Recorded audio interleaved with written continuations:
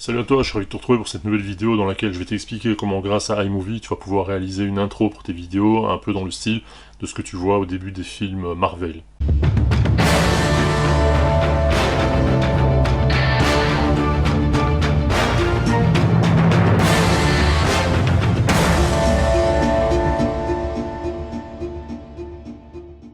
Alors, avant de commencer la vidéo, il y a une chose importante qu'il faut garder à l'œil, c'est que Marvel et donc Disney, puisque c'est eux qui ont la licence, sont très regardants par rapport aux droits d'auteur concernant les contenus en rapport avec leur production. Et donc il faut faire super gaffe quand tu utilises des images qui sont pas libres de droit, c'est notamment le cas des pages de comics que tu vas pouvoir utiliser pour faire ce type de rendu.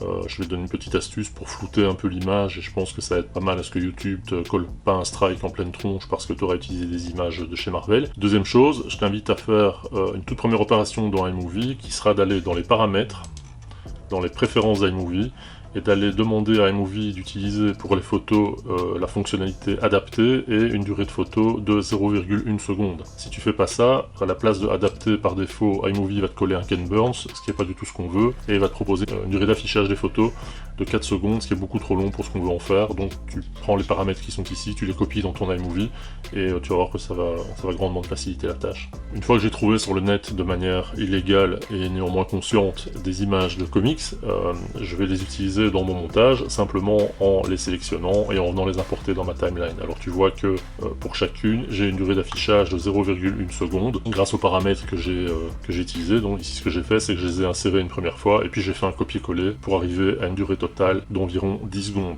En plus de tes visuels de comics, ce que tu vas devoir utiliser, ce sont des fonds colorés. Dans ce cas-ci, j'ai pris du jaune, du rouge et du bleu. Ça va servir à quoi? Ça va servir à venir placer un filtre coloré sur les images de comics que tu as utilisées. Donc ici, tu vois les différents visuels que j'ai utilisés. Je vais venir prendre ces différentes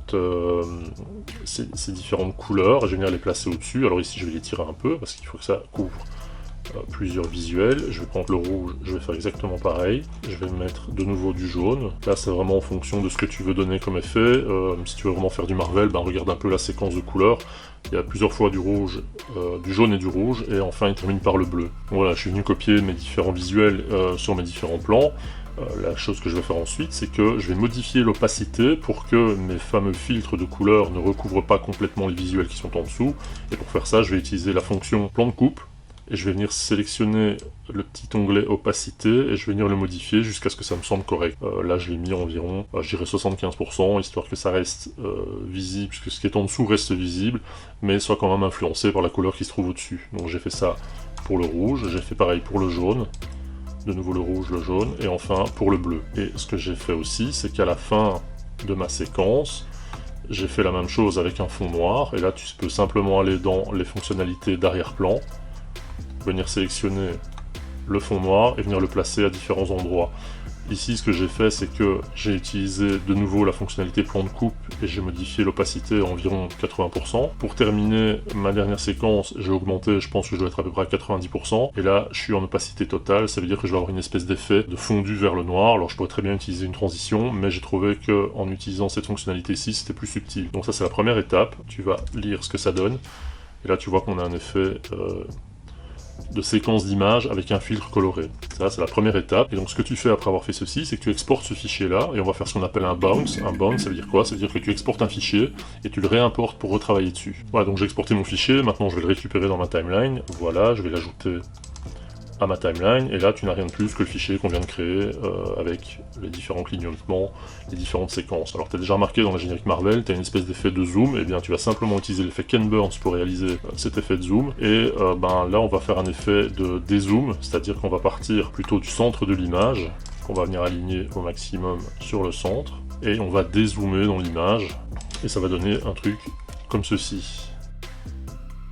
Alors, l'étape suivante, c'est purement cosmétique. Je vais rajouter un effet de vignettage à mon montage. Donc j'ai récupéré un petit fichier PNG que je vais venir placer au-dessus de toute ma timeline, avec un effet vignette que je vais prolonger évidemment jusqu'au bout de ma séquence. Alors l'étape suivante, évidemment, c'est d'ajouter la musique. La musique en question, je l'ai trouvée sur Audio Hero. Audio Hero fait partie des avantages que tu as quand tu utilises une version pro de TubeBuddy, le logiciel qui te permet de travailler le référencement de tes vidéos, j'en ai déjà parlé. Et donc cette musique s'appelle Dangerous Ground. C'est une petite intro qui dure une histoire de 15 secondes. Et donc j'ai choisi de l'utiliser parce que je trouvais que la sonorité était pas trop mal. Donc je viens placer simplement la musique en dessous du reste. Là tu dois peaufiner évidemment pour que tout ça se mette bien avec la longueur de ton montage. Étape suivante, tu vas utiliser un logiciel de type Canva, Photoshop, GIMP, ce que tu veux, pour créer ton titre. Donc moi j'ai juste utilisé mon nom, le nom de ma chaîne, etc. Avec un effet Marvel rouge sur fond blanc et blanc sur fond rouge avec les petites lignes, etc. Et ça je viens le coller en fin de séquence.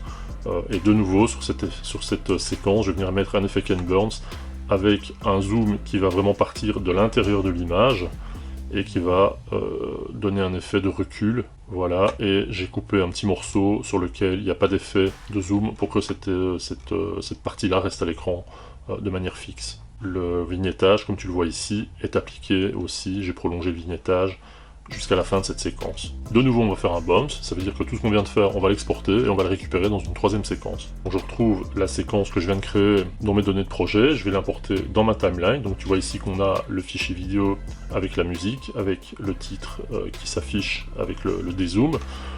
Et donc là c'est encore de nouveau purement cosmétique, mais ce que je vais faire c'est que je vais venir appliquer des petites bandes noires cinématiques à l'ensemble. Et donc quand je vais lire ma piste, j'ai mes bandes cinématiques qui apparaissent. J'ai mon effet de dézoom sur l'ensemble de ma séquence. Et j'ai mon titre qui apparaît à la fin. Alors, on pourra en rester là évidemment, on va juste peaufiner en ajoutant 2-3 petites choses. Il y a une première chose qu'on va ajouter, ça c'est un petit truc que je te file.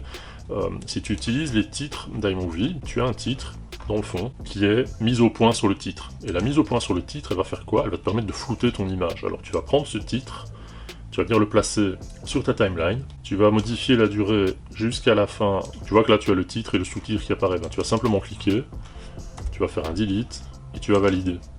Et donc là tu as un effet de floutage qui s'est greffé à ton visuel et donc c'est un peu moins visible au niveau des moteurs, etc., etc. Enfin bref, je sais pas si ça a de l'importance, moi je te conseille de le faire histoire d'éviter un strike, etc. Sauf si tes visuels sont évidemment libres de droit, ce qui n'est pas mon cas. Dernier petit effet qu'on va utiliser, c'est un des trucs les plus kitsch qu'iMovie propose, c'est la lumière parasite. Et là de nouveau ce qu'on va faire c'est qu'on va venir le placer sur le visuel au niveau du titre, voilà, et de nouveau on va supprimer le contenu. Et on aura juste l'effet de la petite étoile qui scintille qui va passer devant le titre.